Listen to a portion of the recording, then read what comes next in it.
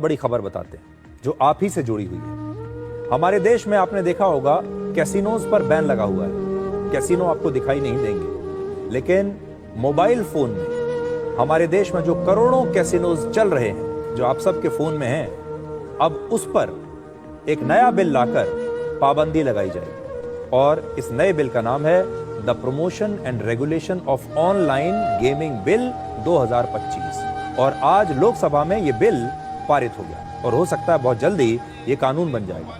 इस बिल से online gaming को नियंत्रित किया जाएगा और कोई भी ऑनलाइन गेम्स जिसमें लोग अपना पैसा लगाते हैं और जीतने पर वो पैसा कमाते हैं, उन पर रोक लगा दी जाएगी और ऐसे गेम्स को हम ऑनलाइन मनी गेम्स कहते हैं। आपने आजकल सोशल मीडिया पर बहुत सारे विज्ञापन देखे होंगे, इंस्टाग्राम पर बहुत सारे विज्ञापन आते रहते हैं जिसमें लोग आते हैं और कहते हैं कि मैं तो ये ऑनलाइन गेम खेलता हूं और इस गेम से मैंने इतना पैसा कमा लिया, और वो लोगों को प्रेरित करते हैं कि आप भी खेलिए, घर बैठे पैसा कमाइए। आपने देखा होगा बहुत सारे विज्ञापन हैं कि गेम खेलिए, घर बैठकर पैसा कमाइए। अब ये गेम गैर कानूनी हो जाएंगे।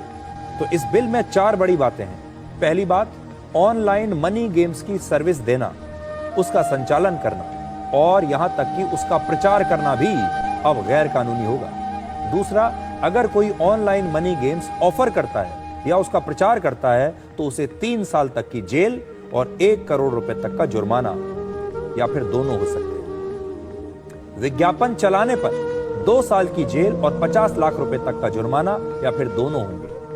तीसरा, ऐसे गेम्स खेलने वालों को कोई सजा नहीं दी जाएगी। तो एक चीज याद रखिए, अगर आप ऐसे गेम्स खेल भी रहे हैं, ऑनलाइन मनी गेम्स, तो खेलने वालों के खिलाफ कोई कार्रवाई नहीं है, कोई सजा नहीं दी जाएगी। सजा या जुर्माना ऐसे गेम्स की सर्विस देने वालों को, ऐसे गेम्स का संचालन करने वालों को या फिर इनका विज्ञापन करने वालों के खिलाफ यह सजा है।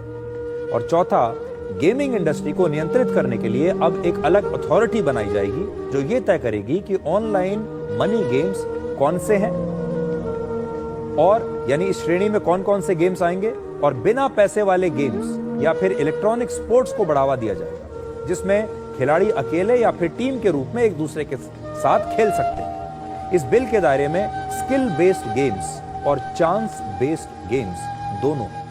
अब इसको समझिए, इनमें फर्क क्या है। स्किल बेस्ड गेम्स वो होते हैं जैसे शतरंज या रमी या और भी बहुत सारे गेम्स होते हैं जिसमें लोगों के स्किल्स यानी कौशल और रणनीति पर उस गेम का नतीजा निर्भर करता है। अगर आप अच्छा खेलना जानते हैं तो आप जीतेंगे क्योंकि आपके पास वो स्किल है। और चांस बेस्ड गेम्स होते हैं जो लॉटरी की तरह होते हैं, जिसमें नतीजा लॉटरी की तरह आता है जो या तो आपकी किस्मत पर आधारित है या फिर संयोग पर निर्भर करता है, और इसमें खेलने वालों के कौशल का असर गेम के रिजल्ट पर नहीं पड़ता। और कई देशों में इसे गैम्बलिंग यानी जुआ भी माना जाता है। आज देश के आईटी मंत्री अश्विनी वैष्णव ने कहा कि सरकार गेमिंग इंडस्ट्री की मदद करना चाहती है, लेकिन जब उद्योग के मुनाफे और समाज के हितों में टकराव हो तो मोदी सरकार हमेशा समाज का पक्ष लेगी। ऑनलाइन मनी गेम्स के कारण लोगों में एडिक्शन हो रहा है। जगह जगह से इस तरह की खबरें आती हैं कि परिवार की बचत सारी की सारी गेमिंग के अंदर चली गई। कई जगह एक्सट्रीम केसेस है सुसाइड के। अभी हाल ही में टाइम्स ऑफ इंडिया में एक आर्टिकल छपा था, 31 दिन में 30 सुसाइड ऑनलाइन गेमिंग के कारण। और एक तरीके से ये गेमिंग डिसऑर्डर बन गया जिसको वर्ल्ड हेल्थ ऑर्गेनाइजेशन ने भी पब्लिक हेल्थ इश्यू मान के उसको एक ऑनलाइन गेमिंग डिसऑर्डर का नाम दिया है, जिसके कारण एक सीरियस समस्या समाज में सब जगह से फैल गई है, सब जगह से आ रहा है उसका फीडबैक। तो समाज का हित, मध्यम वर्ग के परिवारों का हित, युवाओं का हित वो बड़ा है। उसी भावना को लेके आज इस बिल को सदन में पेश किया गया और लोकसभा में पास किया गया। आपने बड़े बड़े फिल्म स्टार्स को, बड़े बड़े क्रिकेट खिलाड़ियों को ऑनलाइन मनी गेम्स का विज्ञापन करते हुए देखा होगा। क्रिकेट और बाकी खेलों के कई ऐसे मोबाइल ऐप्स हैं जिसमें पैसा लगाकर टीम बनानी होती है और विज्ञापनों में ऐसा दिखाया जाता है कि थोड़ा सा पैसा लगाकर 50-60 रुपए लगाकर आप करोड़ों रुपए जीत सकते हैं। और फिर करोड़पति बनने के लालच में हमारे देश के आम लोग अपना मेहनत का कमाया हुआ पैसा ऑनलाइन मनी गेम्स में गंवा देते हैं। ये एक प्रकार से जुए की तरह है।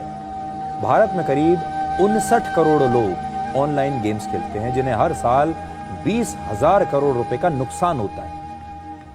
हालांकि यह सरकार का अनुमान है और असली आंकड़े इससे भी कहीं ज्यादा हो सकते हैं। इस साल यानी 2025 के पहले 5 महीनों में ही भारत के लोगों ने औसतन हर महीने लगभग 10,000 करोड़ रुपए ऑनलाइन गेम्स पर खर्च किए। एक सर्वे के मुताबिक 9 साल से 17 साल तक के बच्चे ऑनलाइन गेमिंग प्लेटफॉर्म्स पर 3 घंटे से लेकर 6 घंटे तक रोज बिता रहे हैं। और शहरों में रहने वाले 50% माता पिता का यह कहना है कि उनके बच्चे सोशल मीडिया, OTT और ऑनलाइन गेमिंग प्लेटफॉर्म्स के अब आदी हो चुके हैं, उन्हें इनकी लत लग चुकी है। आपने भी अपने आसपास ऐसे बच्चों को जरूर देखा होगा जिन्हें ऑनलाइन गेमिंग की अब लत लग चुकी है, जिसके नकारात्मक असर की खबरें अक्सर आपको अखबारों में पढ़ने को मिलती रहती हैं, आप देखते रहते हैं। चेन्नई में 8वीं कक्षा के एक छात्र ने अपने दोस्तों के साथ ऑनलाइन गेम्स खेलने के लिए अपने घर से 12 लाख रुपए चुरा लिए। मध्य प्रदेश में सिर्फ 17 साल के एक लड़के ने ऑनलाइन गेम्स में 35,000 रुपए हारने के बाद आत्महत्या कर ली। कर्नाटक में ऑनलाइन गेमिंग में 80 लाख रुपए हारने के बाद एक ही परिवार के 3 लोगों ने आत्महत्या की। उत्तर प्रदेश के कौशाम्बी में सिर्फ 13 साल का एक लड़का अपने घर से 10 लाख रुपए के गहने और पैसे लेकर चला गया। बाद में उसने बताया कि ऑनलाइन गेम्स खेलने से रोकने के बाद जब उसके माता पिता ने उसे रोका तो उसके बाद उसने ये चोरी की। ऑनलाइन गेम्स में इनाम का लालच छोटे छोटे बच्चों को चोरी करने और घर छोड़ने के लिए उकसा रहा है और ये परिवार, शिक्षा और कानून व्यवस्था तीनों के लिए एक बहुत बड़ी चुनौती है। बच्चे आक्रामक हो रहे हैं, बच्चों को लत लग चुकी है। अगर आप बच्चों को आज इससे रोकने की कोशिश करेंगे तो बच्चे हो सकता है अपने परिवार के प्रति ही नफरत पैदा करने लगे अपने दिमाग में। सरकार का दावा है कि ऑनलाइन मनी गेम्स की वजह से लोगों को पैसे का बहुत नुकसान हो रहा है, बच्चों के दिमाग पर बुरा असर पड़ रहा है, बच्चे आक्रामक हो रहे हैं, अपने ही माता पिता से बात नहीं करना चाहते, अपने ही माता पिता का पैसा चुराकर ऑनलाइन गेम्स खेल रहे हैं। और ऑनलाइन गेम्स में पैसा हारने के बाद बहुत सारे लोग ऐसे भी हैं जिन्होंने आत्महत्या कर ली। अब सवाल यह है कि सरकार के इस फैसले का ऑनलाइन गेमिंग इंडस्ट्री पर क्या असर होगा। भारत में ऑनलाइन गेमिंग का बाजार बहुत बड़ा है, करीब 32,000 करोड़ रुपए का, और 2029 तक ये 80,000 करोड़ रुपए तक पहुंच सकता है। भारत में लगभग 400 कंपनियां ऐसी हैं जो इस प्रकार के गेम्स को बनाती हैं या संचालन करती हैं, और एक अनुमान के मुताबिक 2 लाख लोग इस इंडस्ट्री में काम करते हैं। और ऑनलाइन गेमिंग इंडस्ट्री से सरकार को करीब 20,000 करोड़ रुपए का GST भी मिलता है। यानी नए बिल से लाखों लोग प्रभावित हो सकते हैं और सरकार को रेवेन्यू का यानी पैसे का नुकसान भी हो सकता है।